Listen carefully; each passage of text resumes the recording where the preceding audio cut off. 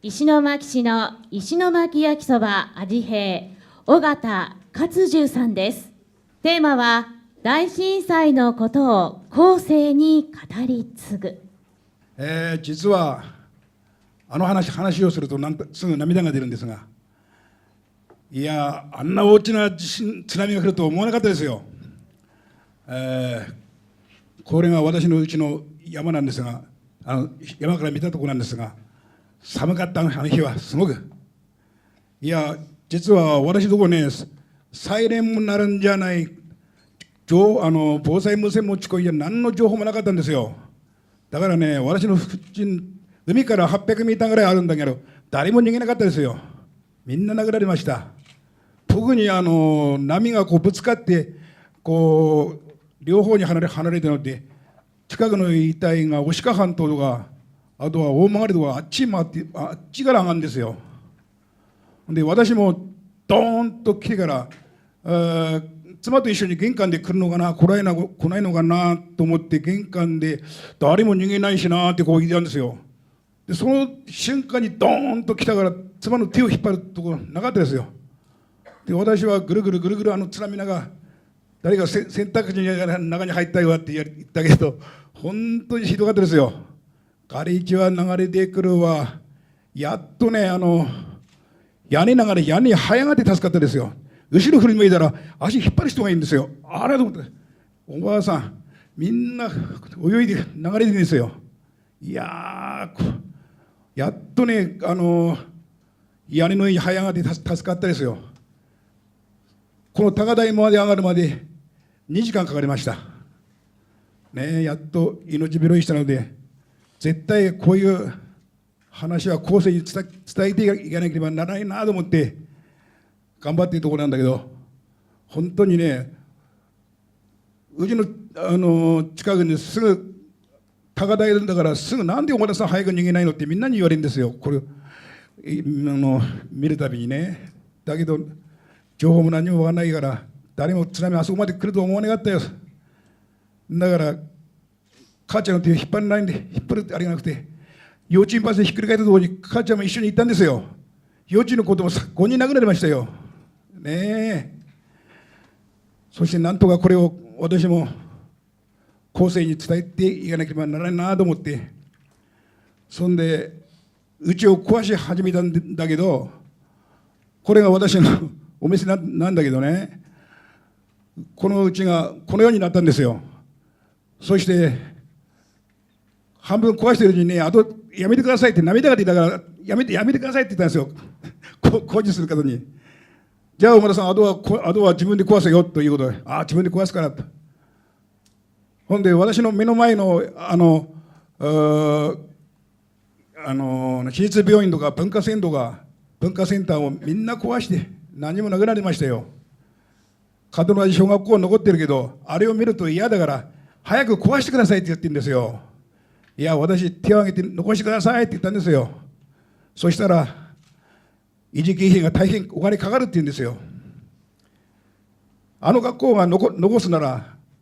私はこの建物を壊しますよ。全部壊して何にも野原にして何にもなくなったら誰が後世に伝えられるの？誰が風化を防止するの？だから私このうちの中に小さなありがとうハウスという小屋を作りました。そしたら全国からいろんな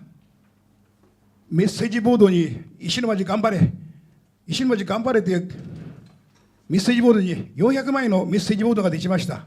それを貼ってあるんですが、これがそうです。そして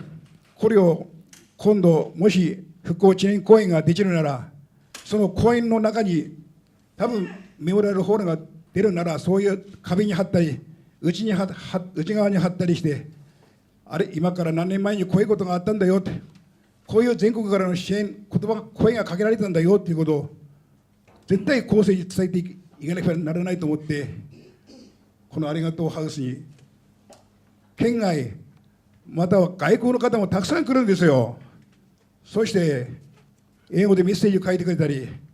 ありがとうという言葉41の言葉を壁に貼りました。本当に世界の皆さんがあの震災、あの状況をね、話に聞きに来るんですよ。だから今、頑張ろう石巻という大きな看板があるんだけど、あそこに毎日バスでたくさんの方が来ます。だけど1分間2分ですよ。降りてすぐ帰っていくんですよ。野原だけ見て。それではと思って、私ね、こうやって一人一人来る人に、ここではこういうことがあったんですよ、こんなにたくさんの人が亡くなったんですよと訴えてるんですよ。絶対にこれはね、子供孫まで伝えていくバトンタッチができる大人がいなくてダメなんですよ。みんなね、本当にね、一緒にね、涙を流してくれますよ。話を聞くと本当に涙を流して、ありがとうって私肩を叩くんですよ、みんな。そして今度はどこも私のところにもこういうまた津波が来た時、山田さんどうするって言うから、津波だって言ったらすぐ逃げろと、高台に避難しろと、そういう言葉を全国の皆さんに話したいなと思ってるんですよ。そしてこれはありがとうハウスっていう名前も全国、あの時全国から自衛隊さん、おまでさん、そしていっぱいね、ボランティアの方がいっぱいして、真っ黒だってみんなやってくれましたよ。だからありがとうという言葉を大きなさっきのこれに書いてね、ありがとうハウスっていう名前をつけて、ほんで今発信してるんだけど、本当にね、こういう1000年に1回って言うけどさ、本当にまた必ず来ると思うんですよ。だから絶対これは震災行こうとして行政が残せないなら民間で残そうよ。誰もいないですよ、民間で残す人。何ですか。民間で行政がやれないなら民間でやりましょうよって私がね声かけるんだけど、誰も応援してくれる人いませんけどね。だけどこの頃やっとね分かってくれる人がいました。やっぱり住みたくないっていうから住みたい街を作ろうって言ったら最初100人ぐらい集まったんだけど、今誰も来なくなったんですよ。ほんで綺麗な花をずーっと見せる周りにもこれに花いっぱい浮いたらね、死の土地だったから花をどいてくださいですよ。何ですかって。だから全国からのこの温かい気持ち、温かい石巻に対する応援、そういう気持ちをみんなで分かち合い共有して、この後世に絶対残すように、風化させないように頑張っていきたいと思います。どうぞよろしくお願いします。